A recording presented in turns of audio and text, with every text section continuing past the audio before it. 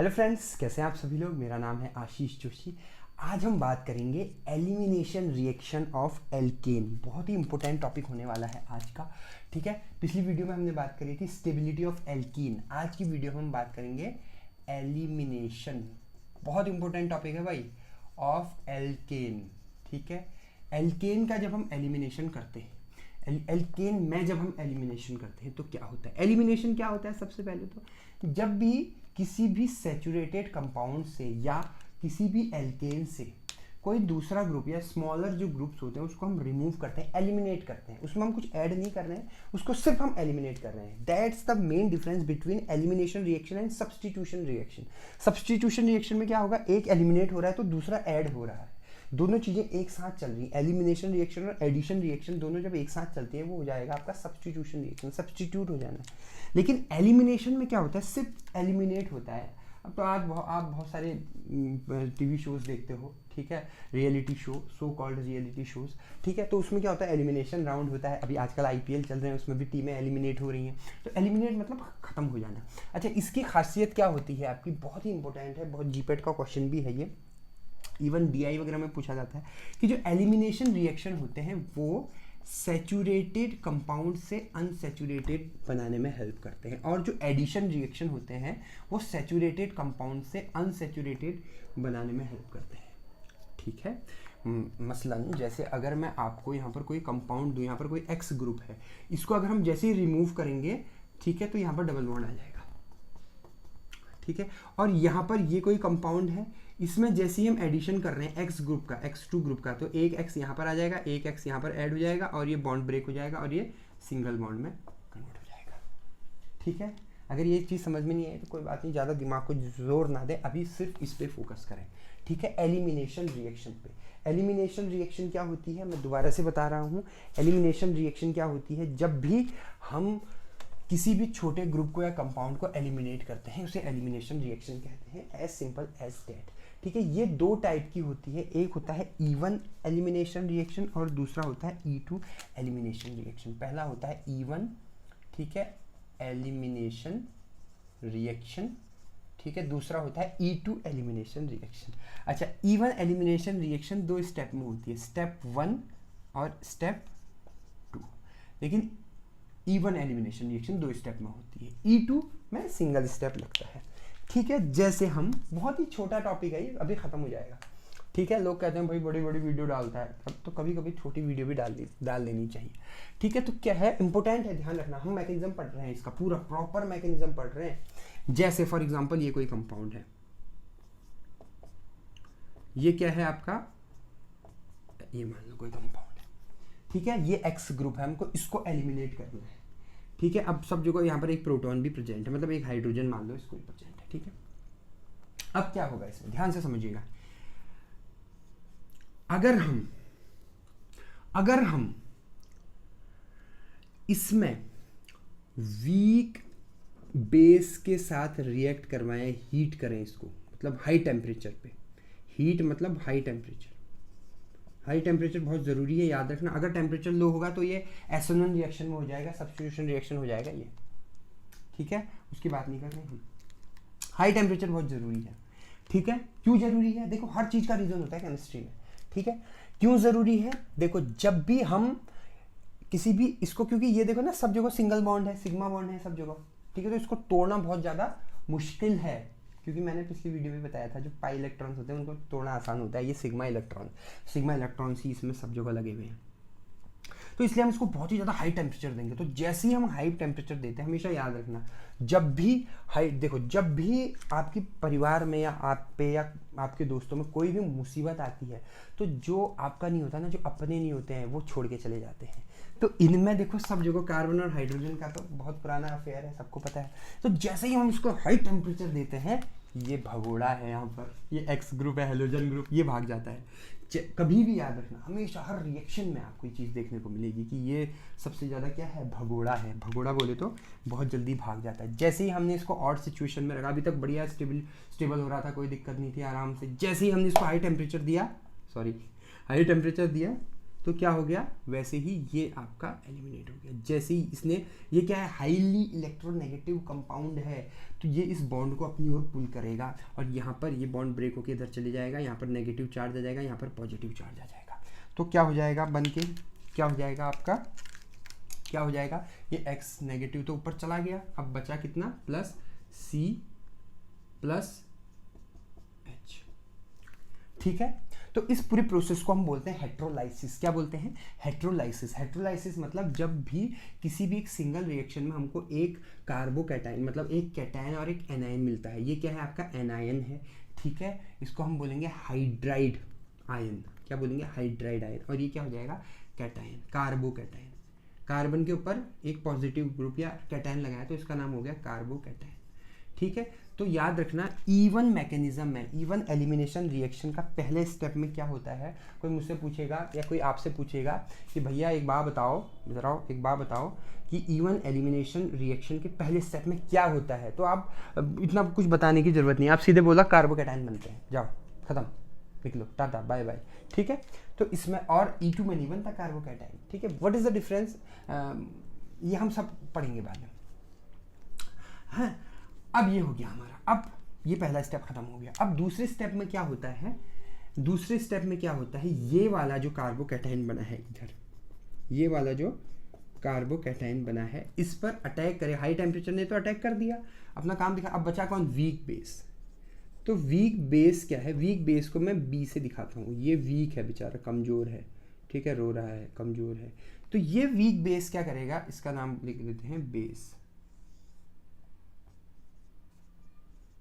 Base, ये base क्या करेगा, यहां जाकर इसके साथ बॉन्ड बना लेगा, इसको अटैक कर देगा, इसको छीन ले जाएगा। ठीक है, तो जैसे ही इसको ये छीनेगा, ये बॉन्ड यहां से क्या हो जाएगा, ब्रेक हो जाएगा, ये वाला, और ये यहाँ शिफ्ट हो जाएगा। जैसे ही ये यहाँ शिफ्ट होगा, कार्बोकैटायन रिमूव हो जाएगा। ठीक है, तो जैसे ही ये यहाँ शिफ्ट हुआ, ये यहाँ पर डबल बॉन्ड आ गया, कार्बोकैटायन भाग गया। तो एक सेकेंड, ये बॉन्ड लगाना तो भूल गया। ठीक है, यहाँ के, तो जैसे ही डबल बॉन्ड आएगा तो क्या हो जाएगा, C डबल बॉन्ड इस तरह हो जाएगा, ये हाइड्रोजन तो इसके साथ चले गया, प्लस बेस और H, BH। ठीक है, इसने अलग अपना बॉन्ड बना लिया, BH। और यहाँ क्या हो गया, आपका बॉन्ड शिफ्ट हो गए, कार्बोकैटायन यहाँ से भाग गया। तो ये क्या बन गया आपका, अनसैचुरेटेड कंपाउंड, अनसैचुरेटेड कंपाउंड। और ध्यान से देखना, इसमें ये X ग्रुप है नहीं, तो ये जो है प्रॉपर एलिमिनेट हो चुका है। तो ये है आपका इवन एलिमिनेशन रिएक्शन। देखिए कितनी आसान है, लोगों ने इस पे इतना ज़्यादा, मतलब मैं आपको क्या बताऊं, 3-3 घंटे की वीडियो है सिर्फ एलिमिनेशन रिएक्शन पे। और तो बहुत बड़ा है ये टॉपिक, मैं इससे डिनाई नहीं कर रहा हूँ, लेकिन फार्मेसी के लिए इतना ही सफिशिएंट है। आप फार्मास्यूटिकल ऑर्गेनिक केमिस्ट्री पढ़ रहे हैं, आप इस बात को क्यों भूल जाते हैं कि आप फार्मास्यूटिकल ऑर्गेनिक केमिस्ट्री पढ़ रहे हैं, आप नॉर्मल ऑर्गेनिक केमिस्ट्री नहीं पढ़ रहे हैं, इसके पीछे फार्मास्यूटिकल लगा हुआ है। तो आपको फार्मेसी से रिलेटेड जितना जानना है वो इतना ही है बस। मेडिसिनल केमिस्ट्री जब आएगी तब हम डीपली पढ़ेंगे चीज़ों को। ठीक है, तो रिवाइज कर रहा हूँ एक बार, हम क्या कर रहे हैं, एलिमिनेशन रिएक्शन पढ़ रहे हैं। इवन एलिमिनेशन क्या होता है, स्टेप 1 में क्या होता है, इस पर हाई टेम्परेचर जाके अटैक करता है, हेलोजन ग्रुप भाग जाता है। जैसे ही हेलोजन ग्रुप भागेगा आपका, तो यहाँ पर क्या हो जाएगा, कार्बोकैटायन फॉर्म हो जाएगा। फिर क्या होगा, ये कार्बोकैटायन पर, ये क्या है आपका कार्बोकैटायन। ठीक है, तो ये कार्बोकैटायन पे क्या होगा, आपका बेस अटैक करेगा, वीक बेस है बेचारा, अटैक करेगा और ये बॉन्ड इसको अपने साथ ले जाएगा। ठीक है, ये देखो ये यहाँ अटैक कर रहा है क्योंकि एक ही हाइड्रोजन है यहाँ पर, वीक है ना बेचारा, तो इसको ले जाएगा अपने साथ। ठीक है, क्यों, देखो इसी को क्यों ले गया, ये हाइड्रोजन में कौन सा चार्ज होता है, प्लस चार्ज, और मान लो ये OH है, तो ये वीक बेस है, NH4OH है मान लो, अमोनियम हाइड्रोक्साइड, तो ये क्या हो जाएगा, इसको ले जाएगा अपने साथ, H2 बना लेगा, कुछ भी, मतलब मैं एक एग्जांपल दे रहा हूँ आपको। ठीक है, नेगेटिव है, पॉजिटिव के साथ अटैक करके यहाँ से भगा लेगा, बॉन्ड टूट जाएगा, यहाँ पर शिफ्ट हो जाएगा बॉन्ड। जैसे यहाँ शिफ्ट हो गया, डबल बॉन्ड आ गया, कार्बोकैटायन यहाँ से भाग जाएगा। कार्बोकैटायन तब भागता है जब भी उसके मॉलिक्यूल पूरे हो जाते हैं किसी कंपाउंड के, वो कार्बोकैटायन यहाँ पे भाग जाता है। ठीक है, ये है आपका इवन एलिमिनेशन रिएक्शन। अब E2 में क्या होता है, E2 में एक ही स्टेप लगता है, E2 बहुत आसान है। E2 में क्या होता है आपका, E2 एलिमिनेशन रिएक्शन। देखो E2 एलिमिनेशन रिएक्शन में क्या होता है आपका, कुछ नहीं होता है। E2 में जैसे सेम वही कंपाउंड हम ले लेते हैं ताकि आपको चीज़ें समझ में आ जाए, XH, कुछ नहीं होता है इसमें हम स्ट्रॉन्ग बेस, स्ट्रॉन्ग बेस आ गया, स्ट्रॉन्ग है तो रेड से दिखाएंगे ना गुड्डू, स्ट्रॉन्ग। देखो इंडिया भी चमक रहा है, ठीक है, स्ट्रॉन्ग बेस है।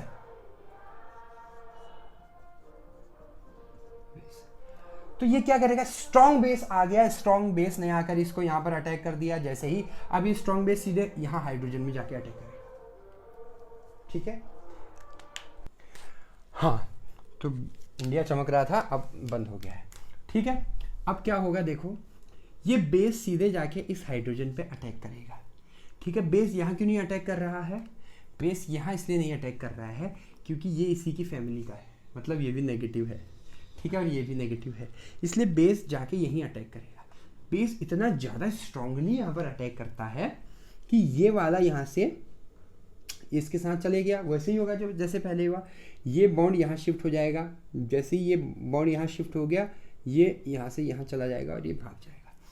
सेम एक ही स्टेप में रिएक्शन हो गई, तो क्या होगा आपका, यहाँ से भाग गया, डबल बॉन्ड आ गया, प्लस क्या बना BH और प्लस X नेगेटिव। मतलब एक ही स्टेप में सारी रिएक्शन हो गई जो एलिमिनेशन में फर्स्ट स्टेप में हो रही है।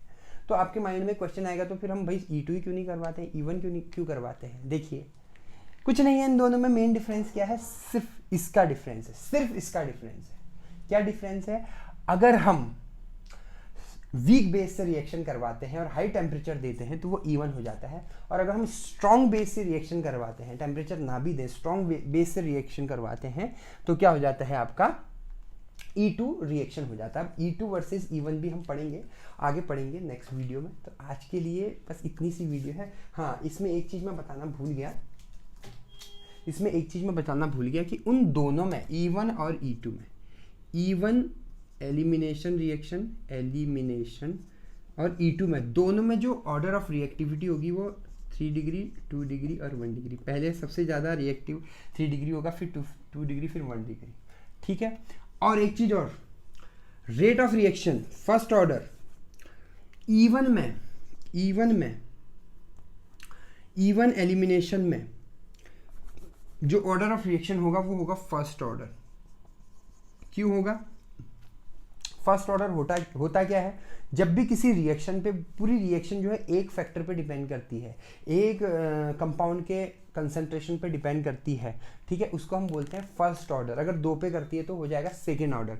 तो उस वाले में E1 में क्या हो रहा था, सिर्फ पहला जो रेट ऑफ रिएक्शन था उसको हम बोलते हैं RDS, रेट डिटरमाइनिंग स्टेप। जो उस वाली रिएक्शन में रेट डिटरमाइनिंग स्टेप था वो क्या था, आपका पहला वाला स्टेप था। अगर आपको कंफ्यूज हो रहा है मैं बना देता हूँ, वैसे मेरी गलती है यहाँ पर, मैंने पहले ही बता देना चाहिए था, कोई दिक्कत नहीं है, हम अभी बना देते हैं। हमने क्या पढ़ा था, रिवाइज भी हो जाएगा। ये X था, ठीक है, यहाँ पर H था। हम सबसे पहले स्टेप में क्या हो रहा था, हीट आके अटैक कर रही थी, हीट जैसे ही अटैक कर रहा था तो ये भाग जा रहा था, X नेगेटिव यहाँ लिख देते हैं हम। और क्या हो रहा था, यहाँ पर कार्बोकैटाइन बन रहा था, ठीक है। और सेकंड स्टेप, ये पहला स्टेप खत्म, सेकंड स्टेप में क्या था, यहाँ पर वीक बेस आ रहा था। अब वीक बेस तो यहाँ पे भी है ना, वीक बेस तो भाई रिएक्शन तो पूरे एक साथ हो रही है ना, वीक बेस, ठीक है। तो वीक बेस क्या कर रहा था, यहाँ पर अटैक कर रहा था, ये यहाँ शिफ्ट हो जा रहा था और कार्बोकैटाइन भाग रहा था और ये आपका कन्वर्ट हो जा रहा था, ठीक है। ये हमने पढ़ा था, ठीक है। अच्छा, अब बात को समझने की कोशिश कीजिए, बहुत बहुत इंपॉर्टेंट है। ये वीक बेस के कंसंट्रेशन पे ही सब कुछ डिपेंड करता है।